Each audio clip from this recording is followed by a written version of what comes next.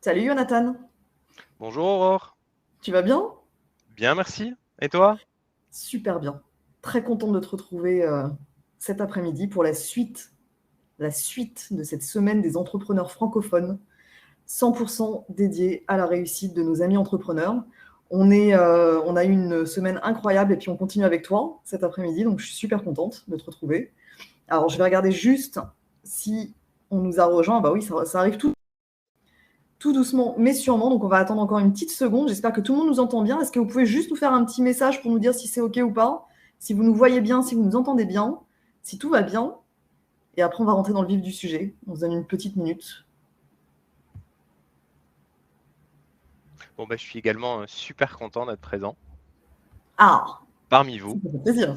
Ça me fait très plaisir. Cette semaine des entrepreneurs qui est riche, complète. Franchement, je te tire mon chapeau Aurore pour tout le Ah bah, contenu je vous et tire mon toute chapeau à tous. l'organisation en fait que tu nous apportes. Franchement, merci et je suis très très très content d'être aujourd'hui parmi vous. Et surtout que tu es membre, toi aussi. Tu es membre du Club Time Oui, for Biz. Tu fais partie aussi de. Bon, je vais rentrer dans le vif du sujet tout de suite parce que sinon, ça fait le teasing. allons-y. Et puis, bah, tant pis, hein, il y aura un replay pour ceux qui arrivent trop en retard. Toi, donc, tu nous as rejoint il y a quelques semaines Mhm. en tant que membre de Time for Oui, Biz, mais aussi en tant que coach business du groupe. Et on t'a donné même une casquette spécifique, spéciale, hein, qui s'appelle Time for Coach. Donc en fait, le job, c'est tout simplement d'accueillir les nouveaux membres, de les accompagner dans le cadre de leur développement business. Tous les membres en fait qui nous rejoignent sont des membres qui ont l'ambition de réussir dans le cadre de leur job, hein, de leur profession. Et l'idée en fait, c'est vraiment de les accompagner de A à Z dans tout le pilotage de l'entreprise, que ce soit une jeune structure, une structure qui soit déjà un petit peu en route, un petit peu en marche, même oui. très en marche. Donc voilà, si tu veux nous parler un petit peu de peut-être de ton parcours professionnel pour qu'on puisse en savoir un peu plus sur toi. Ok, avec plaisir. Alors, démarrons sur ça. J'ai 38 ans, je suis un expatrié, donc c'est-à-dire que j'ai quitté la France il y a 18 ans pour aller habiter en Israël. Ok, Mais ça fait une vingtaine d'années que j'ai démarré ma carrière professionnelle et j'ai toujours travaillé sur le marché français exclusivement francophone. Donc je vais essayer rapidement de vous relater un peu mon parcours, qui n'est pas un parcours tout à fait ordinaire, hein, qui n'est pas un parcours commun, parce qu'on va dire que j'ai fait des études en électronique. Je suis parti vraiment donc, très jeune des études électroniques jusqu'à la création de plusieurs startups. Vraiment, mon parcours, il a été un peu semé d'embûches. Et en réalité, je peux dire aujourd'hui que dans mon domaine d'expertise, je suis un autodidacte. C'est-à-dire que j'ai vraiment appris sur le terrain. Donc, il y a une ok, vingtaine d'années, j'ai commencé à me diriger vers un parcours d'ingénieur. J'ai rapidement compris en réalité que ce monde, il manquait de créativité, de dynamisme, en tout cas pour moi. Ma carrière, elle risquait de stagner vraiment dans une voie qui était préétablie et ça, c'était pas pour moi. Donc, j'étais déterminé à trouver ma propre voie. J'aime les challenges, j'avais envie de relever des défis et donc je me suis lancé en parallèle de mes études en électronique à faire du porte-à-porte. À 19 ans, j'allais faire du démarchage en fin de journée après mes études. Et donc, j'ai appris les rouages de la vente sur le terrain d'abord avec difficulté, mais également avec beaucoup de passion. Les obstacles du quotidien et de la vente sauvage, c'était vraiment mes nouveaux défis, mais je les ai relevés et ça m'a permis d'acquérir beaucoup d'autonomie et de ténacité que je n'avais pas auparavant. ok, Euh, 2 ans après avoir intégré, donc très rapidement, en tant que commercial, l'un des plus gros groupes de communication du sud de la France, j'ai repoussé vraiment mes limites parce que j'étais pas du tout commercial, j'étais introverti, etc. Et j'ai décidé de me lancer vraiment dans une nouvelle aventure excitante. C'était une vie professionnelle dans un pays étranger qui me faisait rêver. Donc vraiment, j'ai travaillé pendant 2 ans où j'ai fait un peu mes classes, mes armes, où j'ai appris la vente d'espaces publicitaires en tant que commercial et c'était vraiment ma nouvelle passion. J'ai décidé de tourner la page et de partir m'installer à l'étranger en Israël. J'ai redémarré ma carrière un peu sans la maîtrise de la langue du pays, sans réseau, sans connaissance. Vraiment, et ça a été une expérience qui a été exceptionnelle. Après ma phase d'intégration, j'ai décroché un poste de commercial dans une des sociétés francophones les plus prestigieuses du pays. On vendait des produits touristiques de luxe et j'avais vraiment des perspectives qui étaient passionnantes au sein d'une petite équipe familiale qui était très prometteuse parce qu'elle avait des ambitions de beaucoup grossir. Cette belle expérience, elle a duré près de 2 ans et ça a été vraiment une belle réussite. Au bout de 2 ans, il y a eu des modifications au sein de l'entreprise qui m'ont poussé vraiment à embrasser, j'ai envie de dire, ma nouvelle passion. Et ma véritable passion qui était au fond de moi, c'était l'entrepreneuriat. À 26 ans, j'ai décidé en fait de me lancer. Je suis devenu le cofondateur d'une start-up digitale dans le domaine du tourisme de luxe. J'ai dirigé une équipe exceptionnelle d'une trentaine de personnes et géré des budgets d'une entreprise qui réalisait plusieurs millions d'euros de chiffre d'affaires annuel dans un marché qui était en perpétuelle évolution. Marché très concurrentiel, très difficile, mais un marché qui était très excitant. C'est une super aventure, ça a duré combien de temps, ça?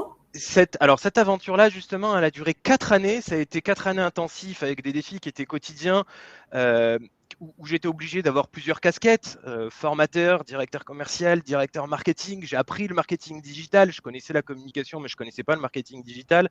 Comme je l'ai dit, je suis un autodidacte. J'ai appris énormément sur le terrain. Je me suis formé, etc. Je jouais avec mon argent, comme on dit. C'est l'argent, en fait, les dépenses. On dépensait des dizaines de milliers d'euros sur Google parce que notre business model, il était focalisé sur l'acquisition de leads.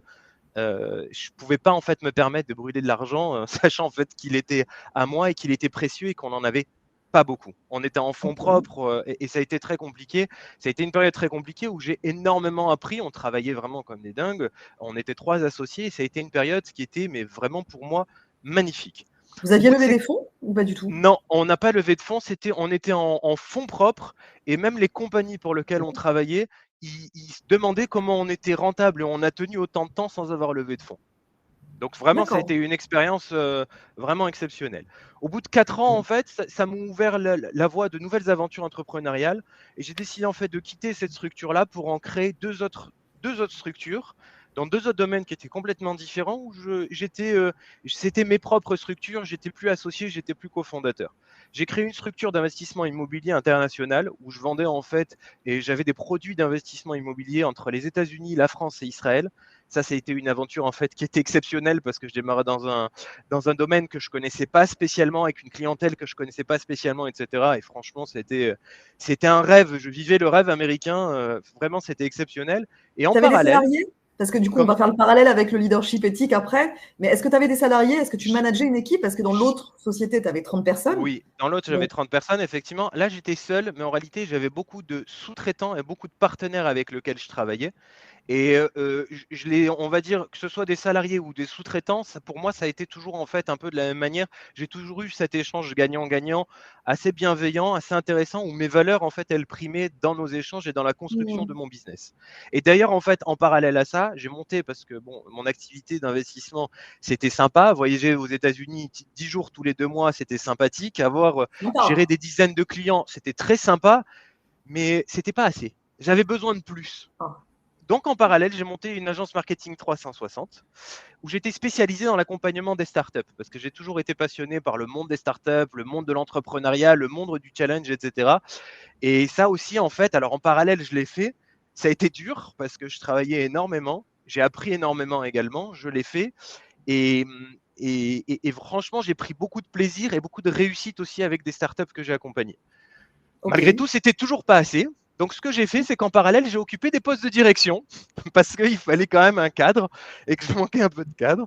Donc, dans les postes de Ok. direction que j'ai occupé les postes de direction dans le marketing dans une entreprise touristique. Puis Ok. après, j'enchaînais avec un poste de direction dans une entreprise qui était leader en solutions informatiques dans le domaine médical. Et l'intégration du comité de direction, pour moi, ça a été un peu un tournant parce que c'est vraiment, j'étais dans le top de la société. C'était une grosse structure high-tech de premier plan et ça m'a permis en fait de découvrir un petit peu de nouvelles dimensions. D'abord en fait du monde entrepreneurial que je connaissais pas assez, puisque vraiment, comme j'ai dit, je l'ai appris sur le terrain, mais également de ma personnalité et d'acquérir des compétences et des connaissances supplémentaires. Le destin, il est parfois imprévisible. Comme pour beaucoup, la pandémie du Covid, elle est arrivée. Ça fait naître de nouveaux enjeux, de nouvelles attentes. Et en plein milieu du Covid, j'ai décidé de quitter donc les postes de direction que j'avais Comme et de ça. me lancer vraiment euh, comme ça. Alors, pour la petite histoire, ça c'est peut-être, on en parlera Ah, après. il y avait une histoire. Il y avait quand même une histoire, c'est-à-dire qu'à un moment donné, au bout de quasiment 1 an et demi où j'avais la direction marketing, communication et produits de l'entreprise, les valeurs de l'entreprise ont été changées parce que la direction générale de l'entreprise a changé. Et à partir du moment où les valeurs de l'entreprise ont été changées, ça correspondait plus à mes attentes, à mes valeurs. En fait, j'ai préféré quitter cette belle aventure-là plutôt que rester et subir en fait des valeurs qui n'étaient pas les miennes. Donc ça, c'était un point important. On en reparlera peut-être un peu plus tard.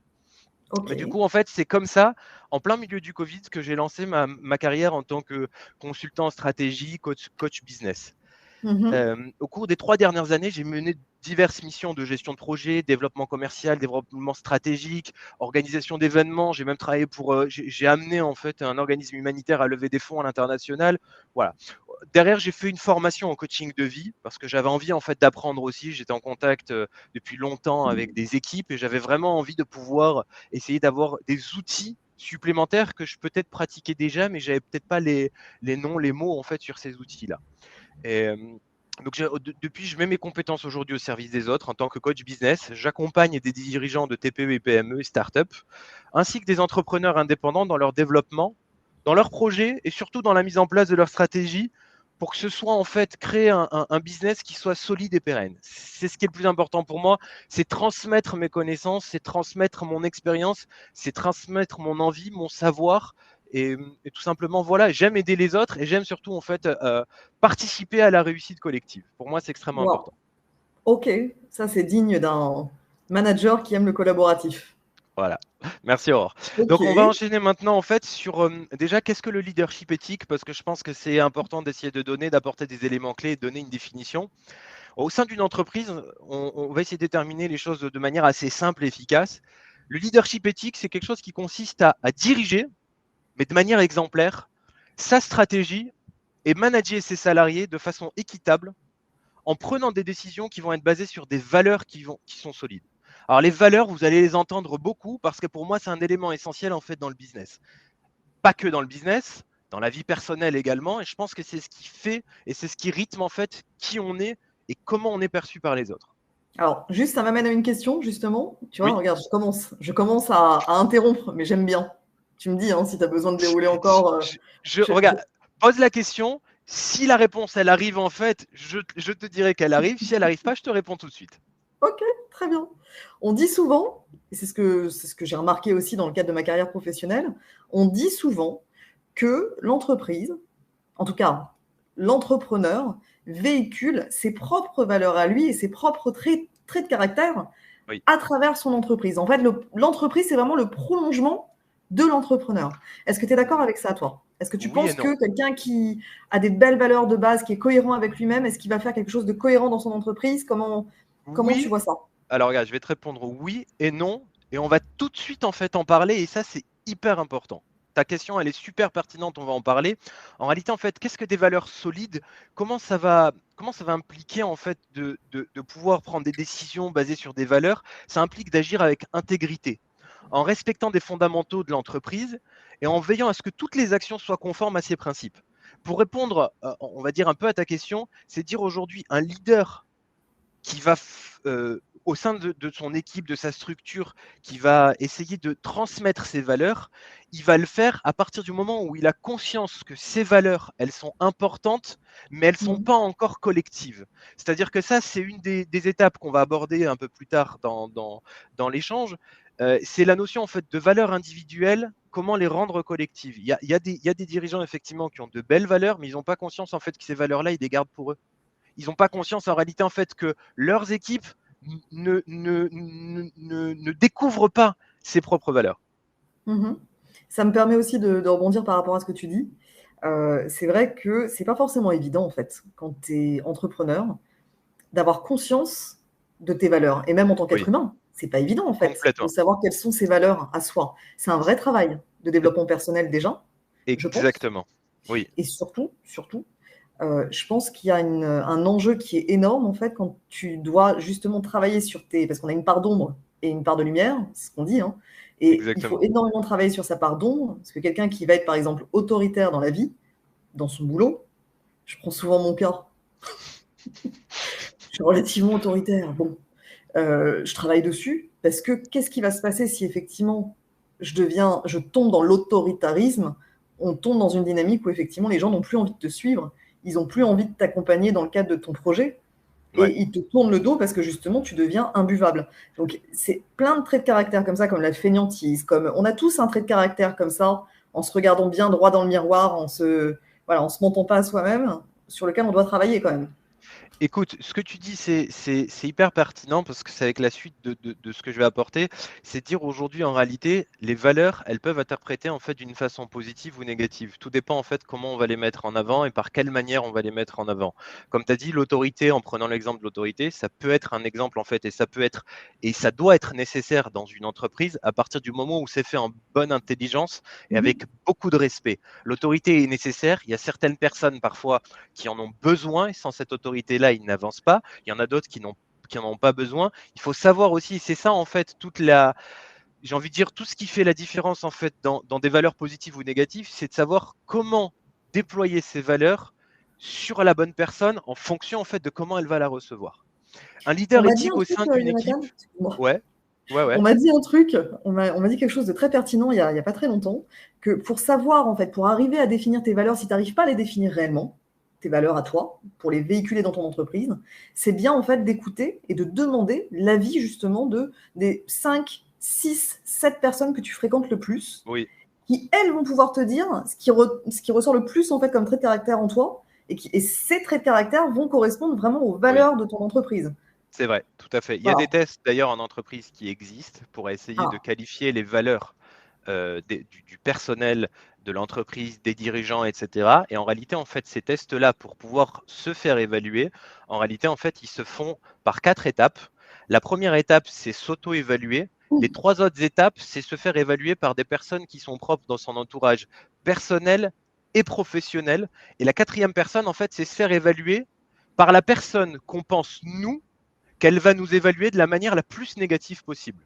ah ouais. C'est-à-dire qu'en réalité, en fait, c'est pour rééquilibrer parce que nous, en fait, ben, on n'est tellement pas objectif qu'on va s'évaluer d'une manière tellement positive qu'on va équilibrer avec la personne, en fait, qu'on pense. Voilà. Et d'ailleurs, c'est un jeu, en fait, que moi, j'ai déjà réalisé à titre personnel qui est ultra intéressant à faire. Ok, C'est c'est vrai qu'on est. c'est une vraie remise en question. C'est une vraie C'est remise en super question. intéressant. C'est super Ouais. intéressant ce que tu dis parce que c'est vrai qu'on a du mal à être objectif, quoi. C'est pas Tout à évident. fait. D'ailleurs, pour enchaîner, en fait, sur la suite, est-ce que moi, ce que j'aimerais bien en fait faire, c'est peut-être essayer de proposer à notre public de se poser la question de savoir est-ce qu'ils se connaissent aujourd'hui de manière tout à fait consciente les 3 valeurs fortes de leur business.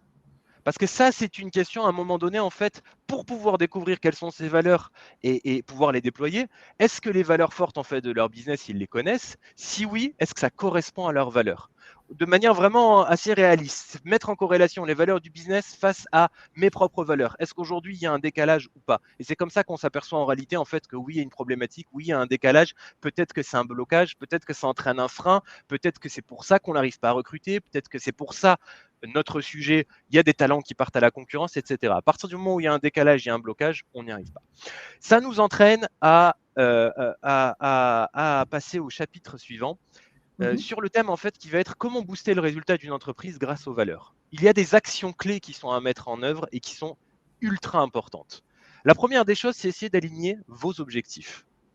Ça veut dire quoi? Ça veut dire assurez-vous en fait que les objectifs de l'entreprise, ils sont alignés avec des valeurs qui sont fortes, vos valeurs. Identifiez comment ces valeurs peuvent contribuer à la réalisation des objectifs de croissance, de rentabilité, de satisfaction client. Pour cela, c'est un outil en fait que moi je propose et je dispose auprès en fait de tous mes coachés.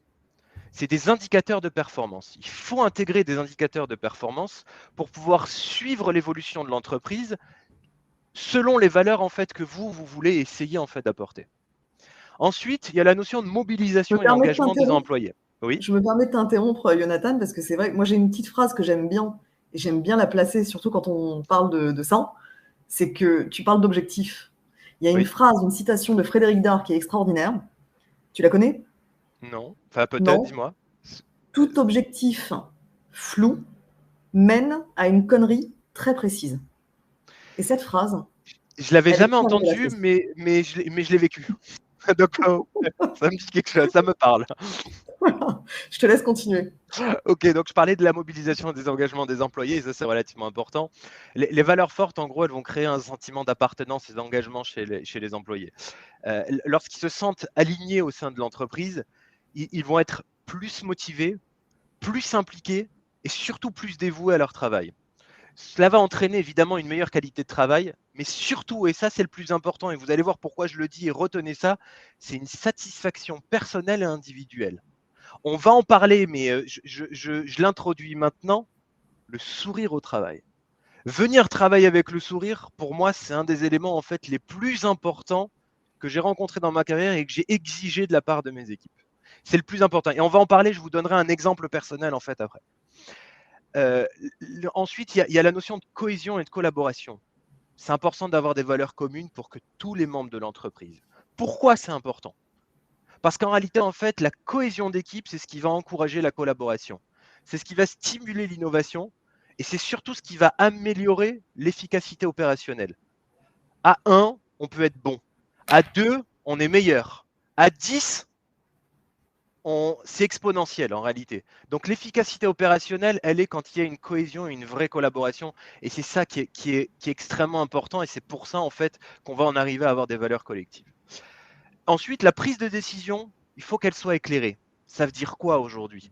Ça veut dire que la prise de décision, elle doit aider les employés à identifier des choix qui vont être éthiques et à prendre des décisions qui vont être cohérentes selon, évidemment, les principes et les engagements de l'entreprise. Cela va réduire les risques d'erreur et surtout, ça va réduire les comportements qui peuvent être préjudiciables. Ça va, et au final, tout le but, c'est d'avoir un impact positif sur le résultat de l'entreprise. On va en parler un peu plus en détail ensuite. Ok, L'image de d'accord. marque et la réputation de l'entreprise, justement, c'est essentiel. Le bouche à oreille, c'est ce qui permet, en tout cas pour moi, à mon sens, un bon développement commercial. Lorsqu'une entreprise elle est reconnue pour ses principes et ses engagements, elle va bénéficier d'une réputation positive. Ça va entraîner un flux de nouveaux prospects qualifiés qui vont être transformés. Ça va fidéliser des clients qui vont être existants, qui vont également nous recommander. La recommandation, le parrainage, c'est un élément essentiel qui ne se fait uniquement à partir du moment où les clients ressentent les valeurs de l'entreprise. Et ça va renforcer la confiance dans l'entreprise, ce qui va se traduire obligatoirement par une augmentation du résultat. La favorisation de l'innovation et de la créativité, on en a parlé un petit peu auparavant, mais ça va stimuler l'innovation. Les valeurs, elles vont stimuler l'innovation, la créativité, encourager les employés à prendre des initiatives. Et Il l'innovation, faut, c'est aussi une valeur, hein. Je me bien permets. sûr, bien C'est sûr, une valeur. Bah, d'ailleurs, c'est une des c'est valeurs du Club Time for Biz. Ça c'est en une fait super partie. valeur, mais la problématique parfois qu'on rencontre au sein des entreprises, c'est que l'innovation, elle est réservée parfois à l'élite, elle est réservée parfois aux cadres dirigeants, alors qu'en réalité, en fait, l'innovation, très souvent, elle se retrouve chez les personnes qui sont en contact direct avec le terrain, ceux parfois qu'on dit de manière assez Complètement. péjorative, qui sont tout en bas de l'échelle. En réalité, en fait, c'est eux le cœur de l'entreprise, c'est eux les diamants de l'entreprise, et c'est eux en fait qui doivent par l'intermédiaire en fait des idées, du contact qu'ils ont avec le terrain, que parfois l'équipe dirigeante n'a pas, parce que ça marche en escalier, et parfois en fait ceux qui sont dans leur tour d'argent, ils ne voient pas la réalité en face, ils ne mettent pas les mains dans le cambouis, hein, comme on dit.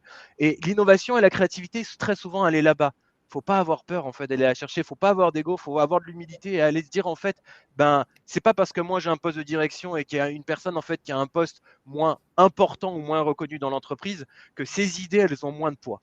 Au Alors, je pense contraire. aussi, pour rebondir sur ce que tu dis, je suis entièrement d'accord avec ce que tu dis, mais c'est vrai que je pense aussi à nos amis entrepreneurs voilà, qui n'ont pas encore fait de levée de fonds, par exemple, pour des start-upers ou qui n'ont pas forcément de moyens pour une jeune PME, une jeune TPE, etc. C'est vrai que souvent on dit waouh, j'ai pas le budget, quoi. J'ai pas le budget, j'ai pas le budget. Bah, quand on n'a pas de budget, on a des idées. Ça Oui, n'empêche. Donc, exactement. on peut mettre en action des idées qui ne génèrent. Alors, bien sûr, à un moment donné, il va falloir mettre un budget sur la table parce que si on a besoin de faire de la R&D, si on a besoin de faire des choses comme ça, bien sûr, il va falloir lever des fonds. Mais en amont, avant même, enfin, je veux dire, il y a plein de domaines d'activité dans lesquels c'est le cas. On peut prendre le cas de Alors, Michel Augustin, typiquement, oui, marque exactement. agroalimentaire de gâteaux de base. Qui Ils sont sont partis arrivés sur le sur un terrain. marché et ils ont eu des idées. Ils ont fait une communauté de dingue et aujourd'hui, ils ont explosé les Et, scores et ils ont et- été et- rachetés. Par Danone? Et tu vois, en fait, tu parles là d'un cas en fait que je connais, que tu connais, mais qu'on n'avait pas, on n'en a pas parlé avant. Hmm. Qu'est-ce qui a fait en fait, je pense, la différence avec Michel et Augustin en réalité, c'est que les dirigeants, ils avaient des valeurs en fait qui étaient exceptionnelles et ils les ont mis en avant auprès de leur public en direct. Ils étaient au cœur en fait du métier. Ils allaient en fait sur le terrain. Ils ont monté des stands au sein de supermarchés. On se dit bon, ils veulent créer une start-up internationale, etc. Est-ce qu'ils vont aller en fait au sein du, du du client particulier comme ça, etc. Et en réalité, en fait, c'est ce qui a créé le buzz autour d'eux. Qu'est-ce qui a créé le buzz? C'est qu'ils ont mis leur valeur à disposition des autres, ils se sont ouverts, ils n'ont pas eu peur en fait de se dévoiler, et c'est ce qui a créé le buzz autour d'eux. Et ça, c'est un exemple en fait effectivement qui est exceptionnel, qui est magnifique et enfin, c'est un des exemples en tout cas en fait en marketing que moi j'adore. Bah, j'aime beaucoup aussi, et c'est vrai que c'est de l'authenticité en fait. C'est Oui, l'authenticité des dirigeants. Et c'est pareil d'ailleurs, on peut parler aussi du slip français, hein. Le oui, slip français, il vient pour vendre des slips à la oui. base. Ouais, qui est pas glamour, qui est pas fun, qui est difficile à mettre en avant, qui est Personne dépassé ne le parfois. croyait. Exactement. Personne n'y croyait au début. Sauf que euh, il a mis en place, il a mis en avant en fait ses valeurs, les valeurs de Ah, surfer en fait justement sur la vague française. ils ont mis en avant une valeur qui est sentimentale au final. Et cette valeur-là, en fait, à partir du moment où ça touche les personnes, ben, ça fonctionne. C'est clair, c'est clair. C'est de partir en fait sur, on fabrique français en fait, on fabrique français, et donc on a une dynamique en fait, une force qui fait que on arrive pour valoriser justement la France, pour valoriser, et puis vous allez porter les slips qui correspondent. C'est incroyable cette success story. Moi, j'en reviens pas. À chaque fois, je bois les réseaux sociaux concernant ce dirigeant d'entreprise qui est incroyable. Il est extraordinaire. Tout à fait, effectivement. Donc, pour conclure, on va dire ce chapitre, y a, concernant les valeurs fortes et comment ça peut influer sur le résultat de l'entreprise, y a la notion au final de valorisation et de reconnaissance des talents. Les valeurs fortes, elles vont jouer un rôle clé également dans la rétention des talents. Pourquoi? Parce que l'employé qui partage les valeurs de l'entreprise, les employés, ils sont plus susceptibles de rester engagés et fidèles. Créer un environnement de travail qui va favoriser le développement professionnel, l'épanouissement et surtout l'alignement avec l'état d'esprit d'entreprise, c'est extrêmement important pour pouvoir conserver les talents et je vais même au-delà, en attirer. En Mhm. attirer. Et là, on va en fait, je vais vous poser d'abord une question, je vais vous raconter un cas personnel, et ensuite, je vais vous donner un exemple en fait qui est sur une multinationale, mais qui a un cas pratique qui est pour moi en tout cas exceptionnel. D'abord, je vais vous partager un petit exemple perso de recrutement. J'ai recruté énormément de personnes dans les différents business où je suis passé, ou même en tant que consultant en stratégie, j'ai parfois eu des missions de recrutement pour des entreprises. Une question systématique que je pose en recrutement et que j'adore parce qu'elle n'est pas commune, c'est qu'est-ce qui va vous permettre de venir avec le sourire au travail le matin? Alors parfois, en fait, il y a des personnes qui sont assez intriguées par cette question. Et bon, tout le monde va me donner sa motivation qui correspond à sa valeur ou ses valeurs qui sont propres. Et ça, c'est intéressant parce qu'au final, c'est là où la personne se dévoile un petit peu, mais ne joue plus le jeu du recrutement, de l'entretien, je veux plaire, etc. Là, elle n'a pas le choix, elle est prise au dépourvu, donc elle libère ce qu'elle a réellement en fait au fond d'elle. Et ça, c'est intéressant. Et pour la petite histoire, T'as une eu fois, des pépites ou pas? T'as eu des bah petites voilà, pépites? justement pour la petite histoire, une fois, j'ai eu une vraie pépite. Et d'ailleurs, en Ok. fait, une pépite qui s'est mal terminée. Ah, Pourquoi? Parce qu'en réalité, en fait, une fois, j'ai eu une personne qui correspondait parfaitement au profil qui m'intéressait au niveau professionnel. C'était une personne qui était intelligente, construite et qui répondait précisément aux attentes qu'on avait sur le poste au niveau professionnel. ok. Par contre, au niveau des valeurs, j'avais beaucoup de mal à le cerner, j'avais pas vraiment un bon feeling, etc. parce que c'était très scolaire, très carré et trop dans le cadre.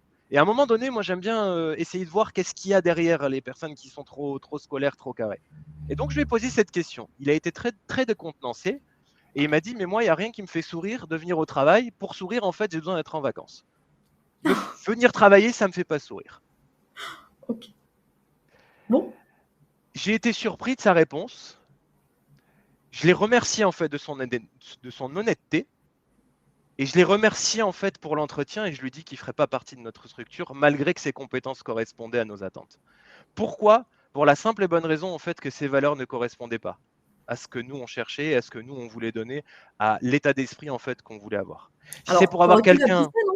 Tu aurais pu la pousser comment? encore plus loin. Tu aurais pu la pousser encore plus loin, la question. C'est-à-dire lui demander dans quelle mesure, enfin, quel est le job, en fait, qui pourrait lui donner le sourire tous les matins, ok.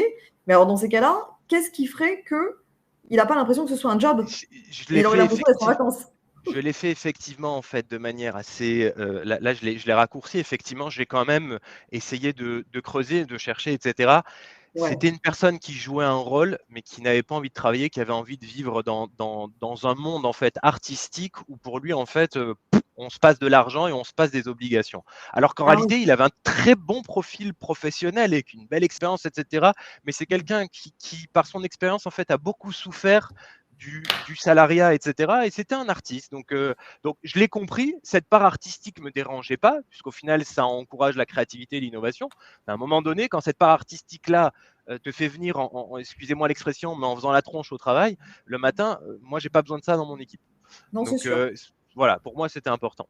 Donc voilà, Ok. une petite question peut-être à notre public. Qu'est-ce qui vous fait aller travailler avec le sourire le matin? C'est peut-être important de se poser la question. Est-ce que vous vous êtes déjà posé la question aussi? Qu'est-ce qui vous ferait sourire le matin si vous souriez pas ou si vous souriez pas assez en allant travailler? Ça, c'est peut-être une question qu'il faut se poser et qui est importante à se poser à un moment de sa vie, à un moment de sa carrière.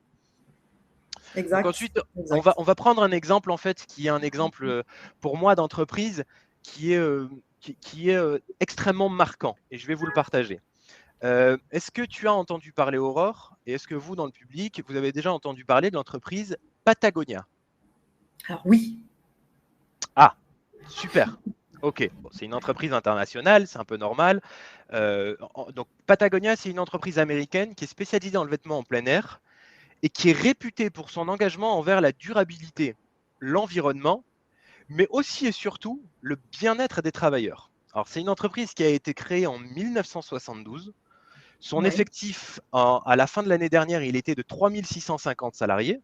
Ce n'est Quand pas une même. petite Ok. structure. Mhm. Avec un chiffre d'affaires annuel, grosso modo, avoisinant les 800 millions d'euros. Et l'entreprise, en 2023, elle a été valorisée à 3 milliards de dollars. Ok. Donc, c'est une belle structure. Ok.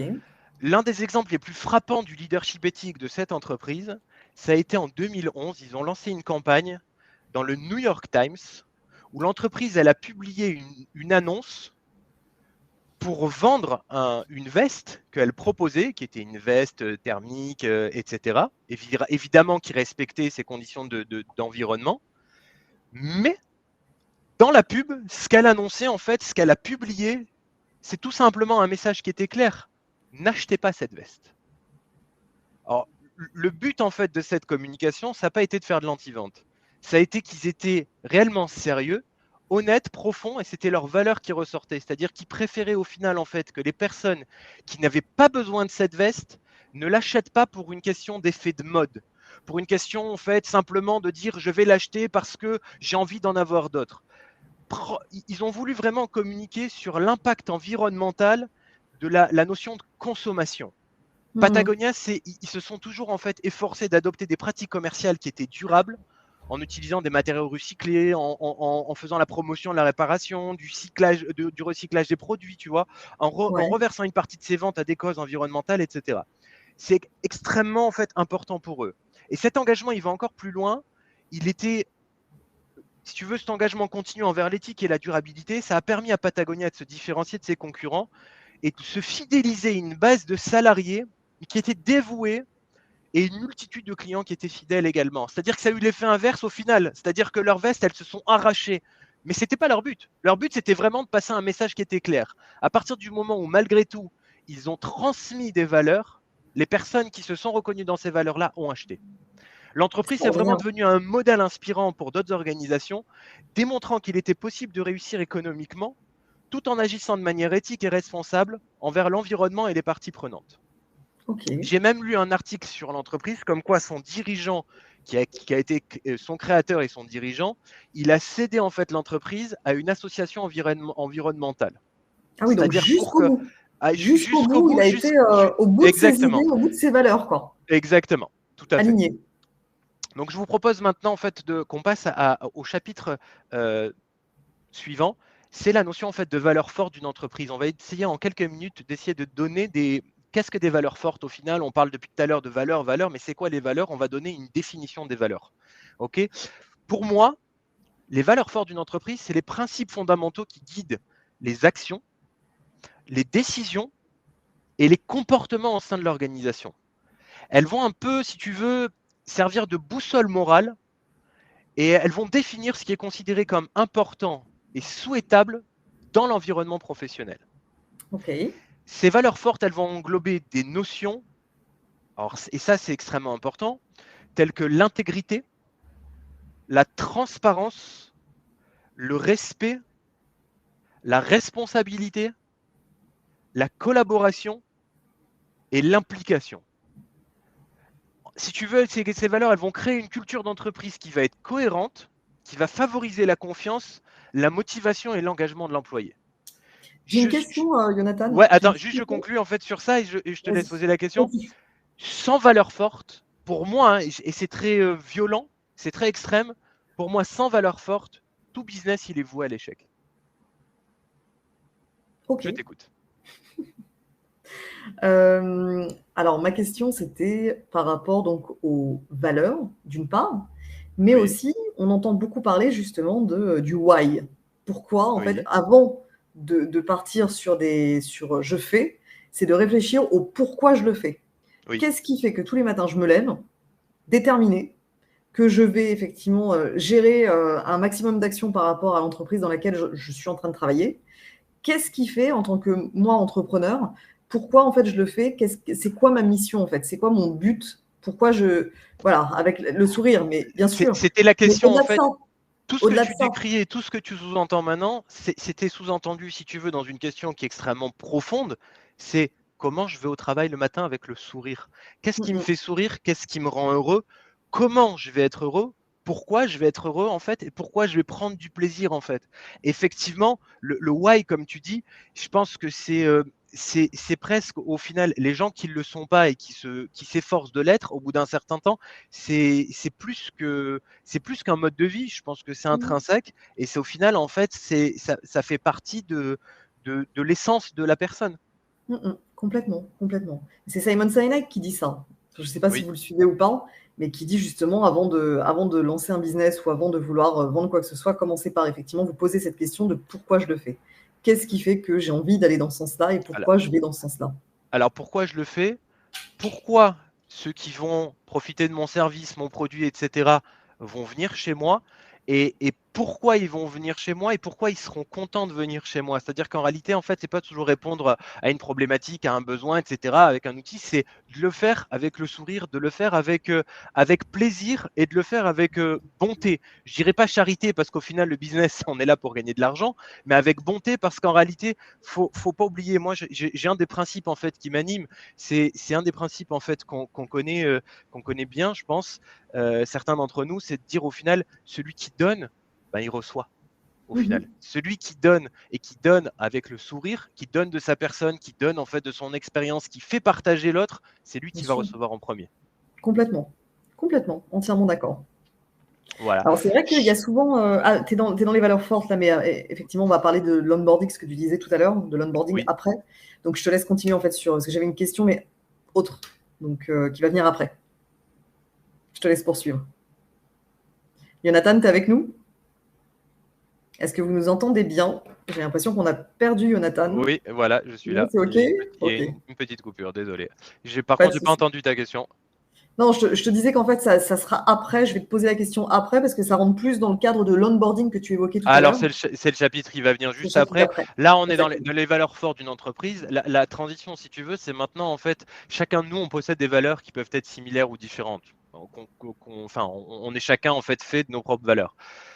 Aujourd'hui, qu'on soit clair, les dirigeants d'une entreprise, si tu veux, comment en fait ils vont pouvoir transmettre des valeurs qui leur sont chères aux personnes qui sont dans l'entreprise. Comment en fait également ils vont pouvoir essayer de récupérer en fait les valeurs des talents qui sont dans l'entreprise et j'ai envie de dire en fait créer une synergie pour qu'elle devienne un peu collective. C'est-à-dire que c'est la notion de valeurs individuelles qui vont devenir collectives. Donc, il y a un tout premier point qui fait partie d'une ligne de conduite qui est extrêmement importante, qui est la notion de modèle d'inspiration. Lorsque les dirigeants et les membres clés d'une équipe, ils incarnent des valeurs fortes, ils doivent devenir obligatoirement, et ils deviennent par la force des choses, des modèles qui sont inspirants pour les autres. Et ils doivent les encourager à adopter ces mêmes valeurs. Pas les encourager en leur disant il faut que vous le fassiez, mais c'est les encourager en montrant l'exemple, en n'ayant pas peur en fait d'y aller, de proposer en fait une dynamique qui est ce qu'on appelle une dynamique positive et entraînante. Et ce que je dis souvent, c'est aussi une dynamique par l'exemple. Il ne faut pas avoir peur en fait. Moi, je l'ai déjà vu. D'ailleurs, dans chaque poste de direction que j'ai occupé, je me suis toujours imposé de comprendre, mais aussi et surtout de pratiquer les différentes tâches, peu importe l'échelle en fait des personnes qui étaient dans mon équipe, de chaque personne de mon équipe, peu importe en fait si c'était des tâches que je connaissais ou pas, que je maîtrisais ou pas, je voulais en fait toujours découvrir les tâches en fait des personnes qui travaillaient pour moi, pour pouvoir les comprendre, pour pouvoir mieux les accompagner, pour pouvoir mieux les coacher, pour pouvoir mieux les manager, et surtout, et ça c'est un élément important, apprendre à communiquer avec eux. La communication ouverte et régulière autour des valeurs de l'entreprise, elle est essentielle. Mais pour pouvoir communiquer et rendre ces valeurs qui sont collectives, on doit expliquer l'importance des valeurs, comment les intégrer dans les discussions, dans la prise de décision. Il faut encourager. Tu sais, Aurore, moi je vais te dire en fait en toute honnêteté, sans rentrer évidemment dans la vie personnelle, j'ai toujours en fait encouragé mes salariés et moi personnellement, j'ai toujours encouragé en fait le fait de partager des histoires personnelles, de partager en fait ces expériences qui sont liées à nos propres valeurs. Pourquoi? Parce qu'en réalité, on part d'une histoire qui est personnelle et ça va devenir en fait des références communes pour tous les membres de l'entreprise. J'ai jamais eu peur en fait de le faire. Il y a des personnes qui se disent faut faire une séparation entre la vie personnelle, la vie professionnelle, etc. Évidemment en fait qu'on n'emmène pas la vie personnelle dans le monde professionnel et inversement. Par contre, il y a ce pont, ce lien pour moi qui est super important à faire et qui va faire que c'est un vrai partage humain. Mais souvent, juste pour rebondir sur ce que tu dis, souvent les entrepreneurs les plus inspirants ou les meilleurs entrepreneurs, je ne sais pas comment on peut appeler ça, mais en tout cas ceux qui arrivent à emporter la foule, ceux qui arrivent vraiment à faire basculer quelqu'un qui n'était pas trop dans le mood et puis finalement à l'entraîner dans ce qu'il est en train de faire, c'est souvent des personnes qui ont des failles, des grosses failles, qui ont pu avoir une éducation un petit peu à la dure ou qui ont pu recevoir des coups en fait dans le passé. Ils l'ont transformé non pas en une énergie négative, mais en une énergie, je vais y arriver, très positive, et une revanche à prendre, finalement. Et souvent, de ce que j'ai remarqué, des discussions que j'ai pu avoir à droite et à gauche dans l'écosystème startup avec des entrepreneurs qui font preuve d'une abnégation et d'une résilience, mais totale, dans le cadre de leur job, et qui donnent tout, en fait, qui donnent de leur personne, qui travaillent 18 heures par jour, qui comptent pas leurs heures, mais ils font ça, avec le soin. Tu vois, Aurore, tu touches en fait le point clé suivant que je voulais aborder, c'est que pour moi, un entrepreneur qui réussit, ce n'est certainement pas celui qui n'échoue pas. C'est celui qui échoue, qui sait se relever, qui sait analyser là où les raisons de l'échec ou des échecs, qui sait en tirer les bonnes conclusions pour ne plus échouer face à cette même situation, qui risque en général de se représenter, mais surtout qui sait se servir de cette épreuve comme une force positive pour l'avenir. Là, je viens de te dire je viens de te décrire mon parcours professionnel des 15 dernières années. C'est-à-dire qu'aujourd'hui, mes forces sont été mes faiblesses et mes échecs. Et j'ai pas honte de le dire, au contraire, j'en suis très fier. Mes échecs, là où je suis tombé, là où j'ai échoué et là où j'ai su me relever, c'est ça qui m'a fait en fait aujourd'hui arriver là où je suis et j'en suis extrêmement fier. Après, il y a une question de mindset aussi. Oui. C'est pas donné à tout le monde. On croit que c'est pas donné à tout le monde, mais finalement, ça va au-delà de la motivation. Ça va vraiment on est dans le domaine de la discipline en fait. C'est-à-dire que quelqu'un qui a une vraie routine de travail, même si un jour il n'est pas motivé, il va se lever le matin, il sait qu'il a sa routine de travail et il va le faire.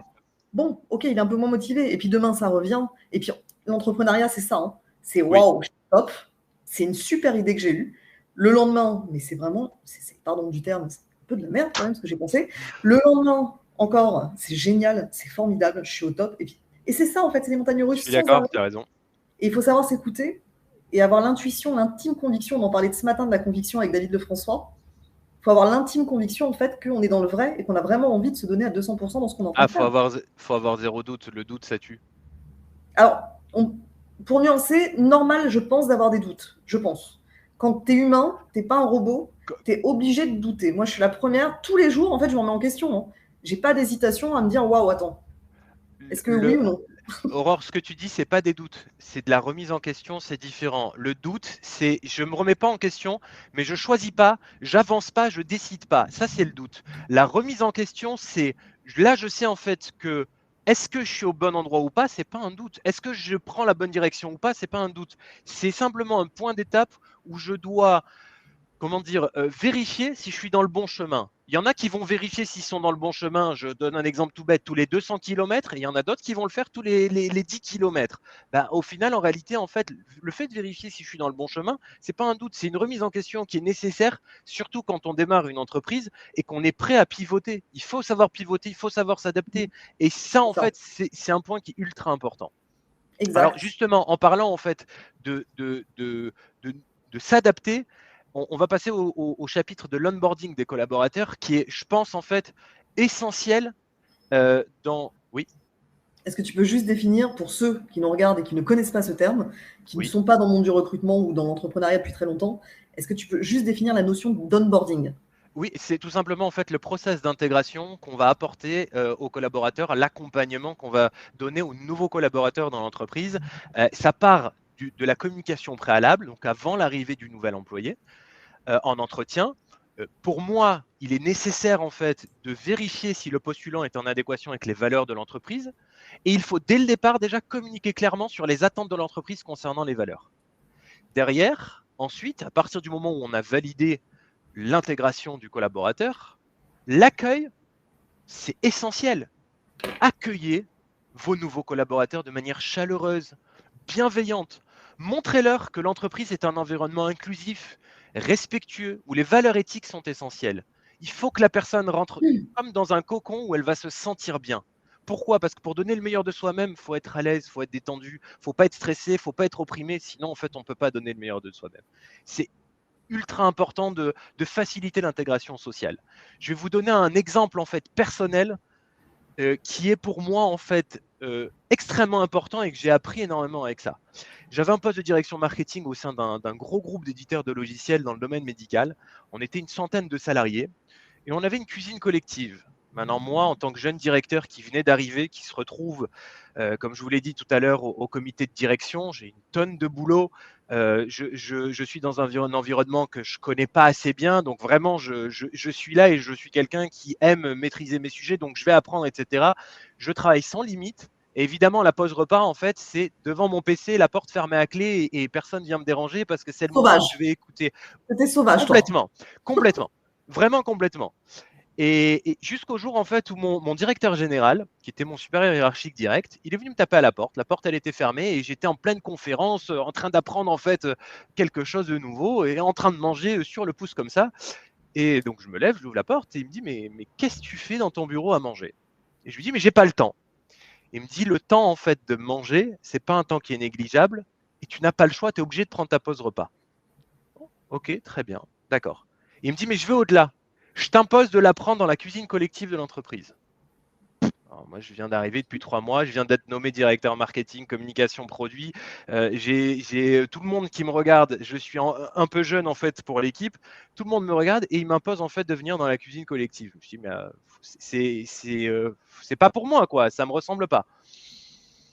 Sur le moment, vraiment, j'ai pas trop compris, mais comme je lui faisais confiance, il avait un état d'esprit qui était business et très carré, très cartésien. Je me suis dit, je vais lui faire confiance. Bon, et puis c'est mon directeur hiérarchique, j'ai pas trop le choix non plus, donc je vais y aller.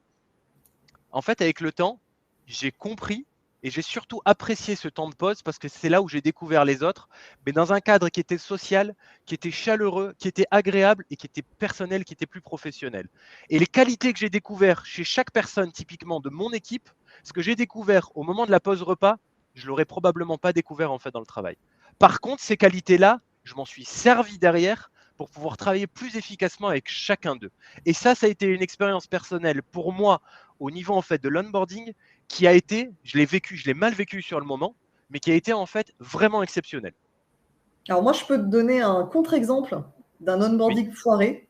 oui, avec plaisir, ouais, c'est important, je pense. Ouais. je vais te parler, je vais vous parler, parce que j'ai l'impression qu'il n'y a que lui, mais non, en fait, on est plusieurs en train de partager ce moment. Euh, Moi, j'ai commencé dans une structure en tant que consultante RH. J'ai commencé, je vous parle de ça il y a quelques années, hein. C'était dans le monde de l'intérim à l'époque. Grand groupe international très réputé avec beaucoup de process à l'américaine, etc. Et puis, les chiffres sont bons dans mon activité, sur mon poste. Et j'ai ma directrice régionale qui me dit Aurore, félicitations, vous êtes promue responsable d'une agence parisienne, alors qui va être par contre en banlieue parisienne. Donc moi j'étais en plein Paris à l'époque sur Saint-Lazare, agence tertiaire avec des métiers de bureau, donc ça allait du poste de cadre en passant par l'assistante, etc. Et je me retrouve propulsée donc avec grand plaisir parce que moi on m'a vendu un poste extraordinaire. On me dit voilà, tu vas passer manager d'une équipe en place depuis quelques temps. Il y a 3 personnes sur le poste. Voilà, ça se passe bien. Ce sont des chargés de recrutement. Tout ira bien. Ok, je me retrouve propulsée donc dans le 93 à Aulnay-sous-Bois sur une agence spécialisée dans le domaine de l'industrie. Donc un secteur d'activité que je ne connaissais mais absolument pas.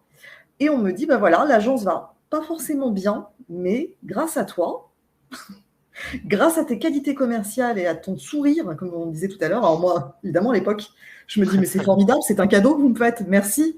Merci les étoiles plein les yeux. Merci mon manager, d'accord. Et je me dis, c'est fabuleux, super opportunité. Et effectivement, dans le paquet cadeau, le package était super. J'avais une voiture de fonction merveilleuse. Je me retrouve avec une voiture de fonction. Jonathan ne te rend pas compte. Mais ce que j'avais oublié de calculer, c'était le temps de trajet. J'habitais à l'époque à Nogent-sur-Marne. Le poste était à Aulnay-sous-Bois. Alors, je ne sais pas si vous connaissez un peu les franciliens, quand même, le temps de trajet. C'était 1h30 matin et soir, plus le lieu géographique qui était dans un périmètre un petit peu dangereux, on va dire. Donc, on se retrouvait avec pas mal de personnes qui faisaient du passage à l'agence, qui était une agence de rue. Et puis, au fur et à mesure du temps, en fait, je me suis rendu compte que j'étais pas du tout faite en fait pour ce job-là.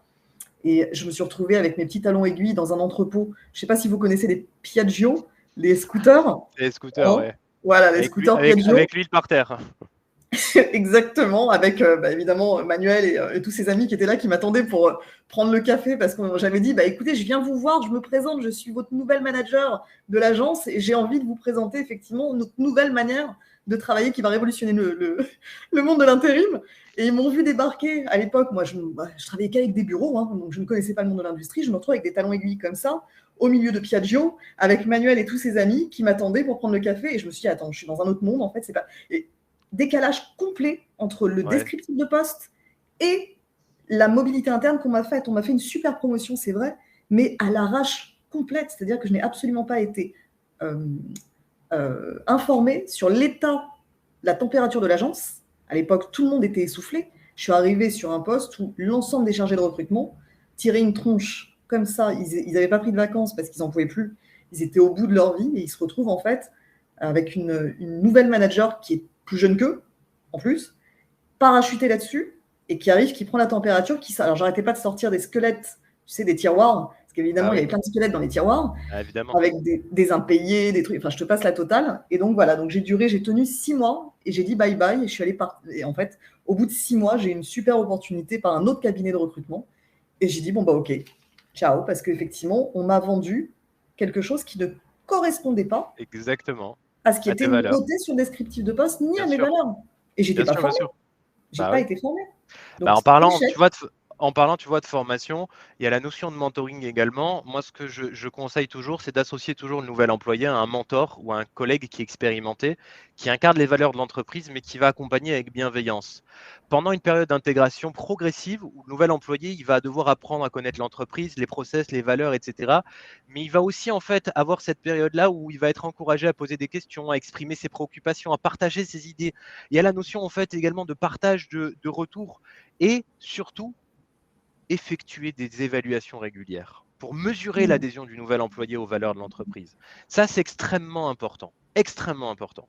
Vraiment. Donc, l'entretien annuel, le fameux entretien annuel une fois par an, aucun intérêt finalement. Alors, si je suis ton raisonnement. En réalité, en fait, justement, on va parler de comment garder maintenant le cap du leadership pour conclure. Pour garder ce cap du leadership, voilà, on va conclure en fait en 2 minutes. Pour garder le cap du leadership, justement, c'est aujourd'hui utiliser des outils de communication et des canaux de communication qui vont être ouverts comme des boîtes à idées, encourager en fait les lignes directes, signaler les problèmes, exprimer les préoccupations, apporter en fait, mettre en place des récompenses et de la reconnaissance en fait sur les personnes qui s'impliquent et qui partagent les mêmes valeurs de l'entreprise, c'est ultra important. Et pour conclusion, en fait, pour parler d'évaluation et d'ajustement, réaliser des évaluations internes, mais pas une fois par an, une fois par trimestre, une fois par mois, des enquêtes de satisfaction anonymes, des audits, utiliser les informations pour identifier les domaines d'amélioration potentiels et surtout, surtout le plus important, communiquer dessus auprès de toute l'entreprise ou des services qui sont concernés pour ajuster les pratiques de l'entreprise en conséquence. Ne pas attendre une fois par an en fait le bilan pour ajuster ses pratiques, sinon c'est la catastrophe. Voilà, j'ai plus ou moins fini d'expliquer le concept. Donc voilà, si tu as des questions, Aurore, je suis à ta dispo pour conclure. Avant qu'on termine et qu'on quitte nos amis et qu'on se quitte nous-mêmes, ne me quitte pas, Jonathan. Juste une question, c'est Oui.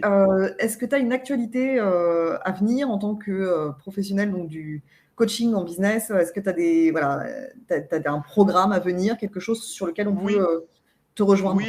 Oui, effectivement, j'ai un programme à venir si tu veux. C'est que ces derniers mois, je suis en train de perfectionner et mettre en place vraiment, pour moi, une méthode qui est unique et qui est personnalisée. C'est une méthode de coaching et d'accompagnement pour les entrepreneurs qui se déroule entre 1 à 9 mois.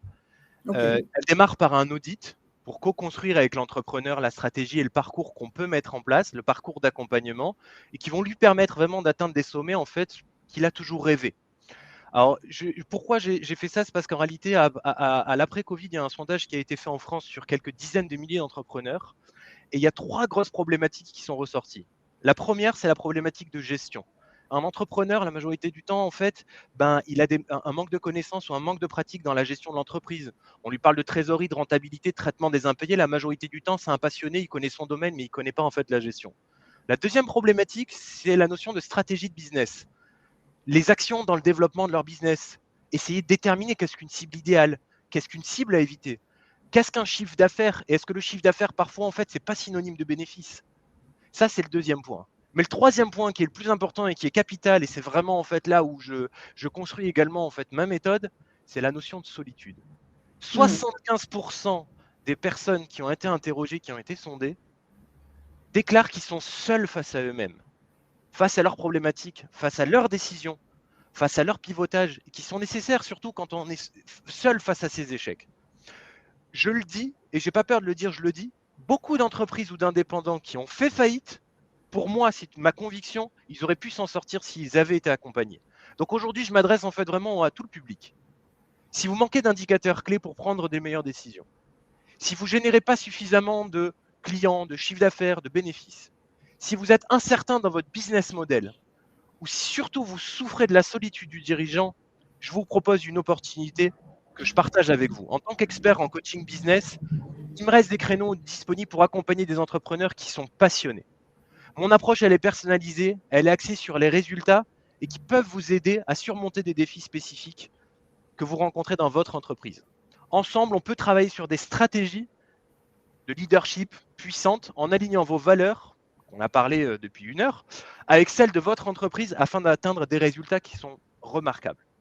Je vous invite donc à me contacter, je vous mettrai mon LinkedIn pour découvrir donc ma méthode qui est adaptée à vos besoins avec des séances personnalisées.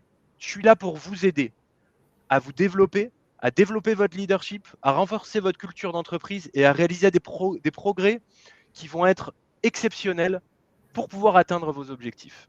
Ne manquez pas cette occasion d'en savoir plus. Votre entreprise. On a hâte d'en savoir plus. Bon, moi, je te connais relativement bien parce qu'on se côtoie régulièrement au Club Time for Biz. En tout cas, je te remercie d'avoir participé à cette semaine des entrepreneurs francophones. Merci à 100% dédié à la réussite des entrepreneurs et des entrepreneuses qui nous suivent. C'est une semaine qui va s'achever demain. Entre-temps, donc cet après-midi, on continue à parler donc emploi notamment et puis engagement des collaborateurs avec Hélène Barouk qui va nous rejoindre tout à l'heure juste après toi pour parler du job crafting. Alors je vous en dis pas plus, hein, ça paraît être un mot assez incroyable comme ça, mais je vous en dis pas plus, vous verrez tout à l'heure. Sujet super intéressant. Super intéressant et surtout que c'est quelqu'un d'extraordinaire qui va en parler aussi, donc on a la chance vraiment d'être bien entouré. Pour tous ceux qui souhaiteraient recevoir des informations par rapport à Time4Biz, vous pouvez déjà aller voir le site internet www.time4, le chiffre 4, biz.fr. Vous pouvez également faire une demande de postulation pour avoir plus d'informations, pour pouvoir devenir membre à votre tour. Et par contre, attention, attention, c'est uniquement sur liste d'attente. Il y a 2 entretiens, un entretien avec moi-même pour vous servir, un entretien avec le comité de pilotage et ensuite, on va vérifier vos références pour que vous puissiez intégrer le groupe, que ce soit sous un format digital, c'est-à-dire avec des sessions de networking entre entrepreneurs digitalisés, ou alors de façon physique si vous êtes basé en ce moment à Tel Aviv ou en Israël.